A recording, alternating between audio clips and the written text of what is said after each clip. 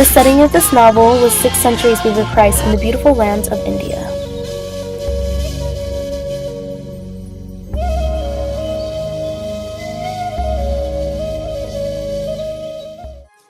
In this ancient time of Gautama Buddha, there was a young Brahmin prince who was handsome, educated, and full of potential.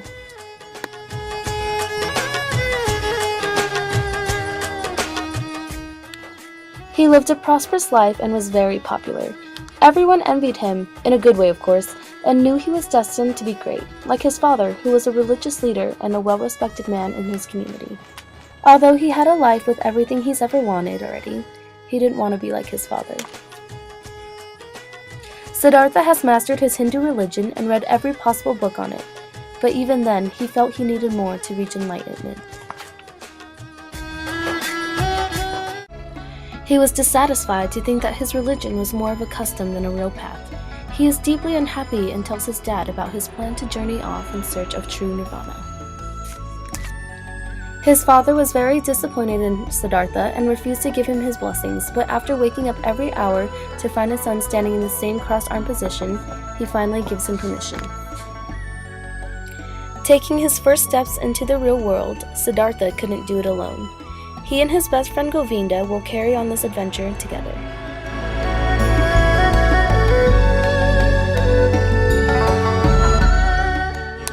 The first group that these two decide to follow are known as the Samanas. As they quickly adjust to the new lifestyle, they found the philosophy behind this was to free yourself and become empty of everything.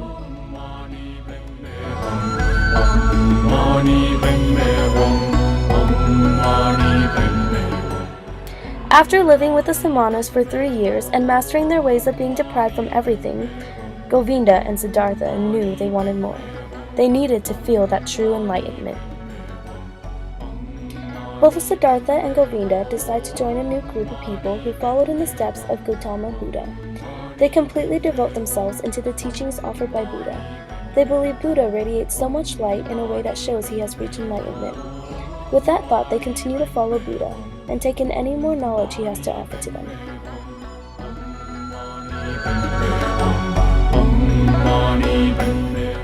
While continuing to follow Buddha, Siddhartha has a hard time accepting some of Buddha's teachings. He believed Buddha was great, but was unsure enlightenment is something that could be taught. His best friend, on the other hand, was sure that following Buddha was his path, leaving them to part ways.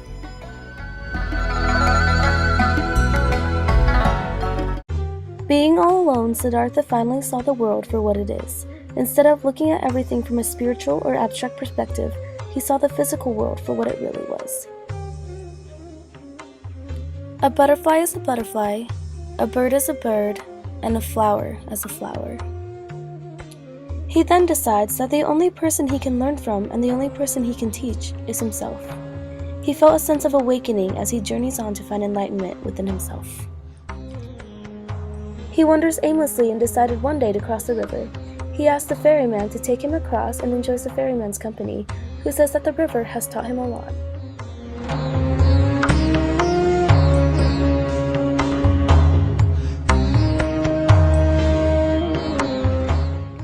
The ferryman's words were very comforting as they make it to the other end of the bank. Once he arrives, he quickly notices a girl trying to seduce him, and although it was tempting, he resisted. But the next girl he saw, he found extremely irresistible. Her name was Kamala. She was a beautiful and elegant courtesan. As soon as he saw her, he knew what he wanted, and he was ready to learn all about love.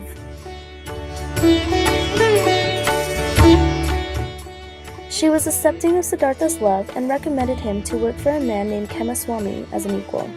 Although he enjoyed being a businessman and a successful merchant, the love Kamala opened him up to excited him the most. They share a great intimacy and a great connection, but he knew he wasn't in love with her. He is interested in her love because it gave him insights on the world of love itself.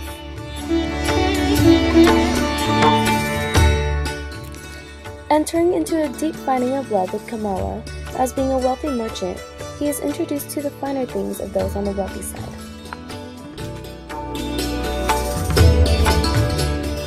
He soon falls under the spell of possessions as he becomes more rich through his business with Kamaswami. To him, business was all a game. Being well educated, he quickly became superior, possessing the finest of everything. Siddhartha starts to have troublesome dreams that break him in the morning. He comes to senses that although Kamala's love and all the riches has given him much pleasure, it yielded him from the truth and interrupted his search for enlightenment. It upsetted him, but his next step in life will not involve Kamala. Kamala, who taught him that he isn't the only one who can teach himself, is left behind with a broken heart, being unaccepting of any other love from anyone.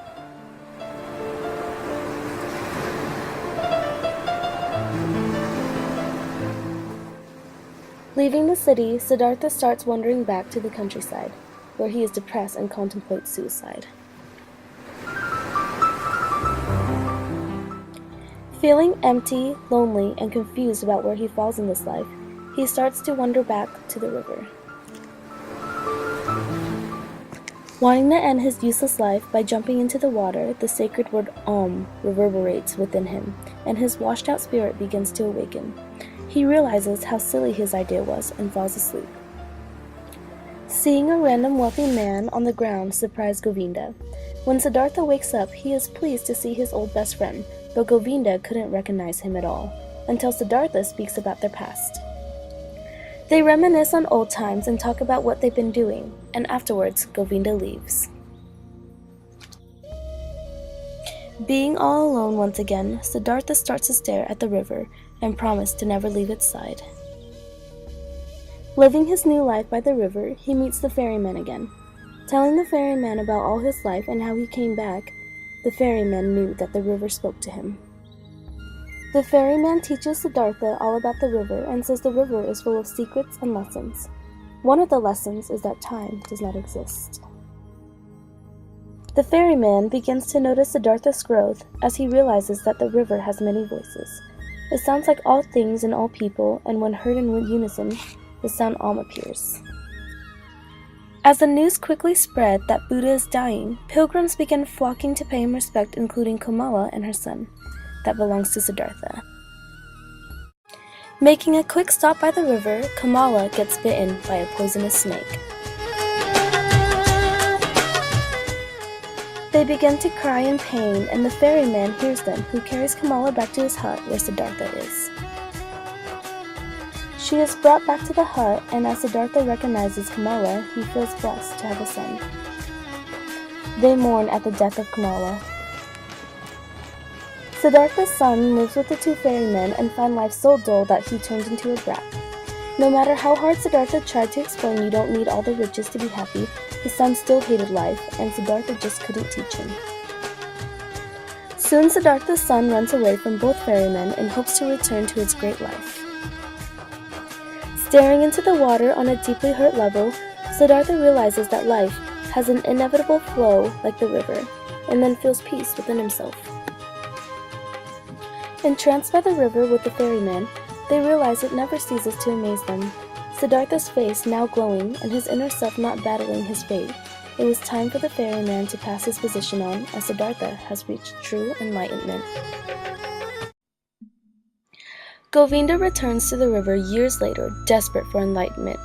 Siddhartha explains his wisdom but states that his wisdom can't be taught because verbal explanations limit the truth. Knowledge can transfer on, but finding wisdom is within yourself. Siddhartha has learned that for every truth, there has to be an opposite truth. No one is fully saintly or fully sinful, and if it appears so that someone is, it is just purely the deception of time that is real. The world will never be on its path to completeness or incompleteness. Siddhartha says that all babies carry death, and all the dying carry eternal life.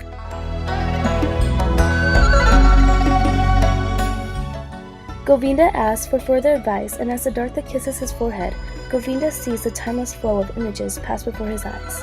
As they both stare into the river, they both had reached enlightenment, just as they had set out to as children.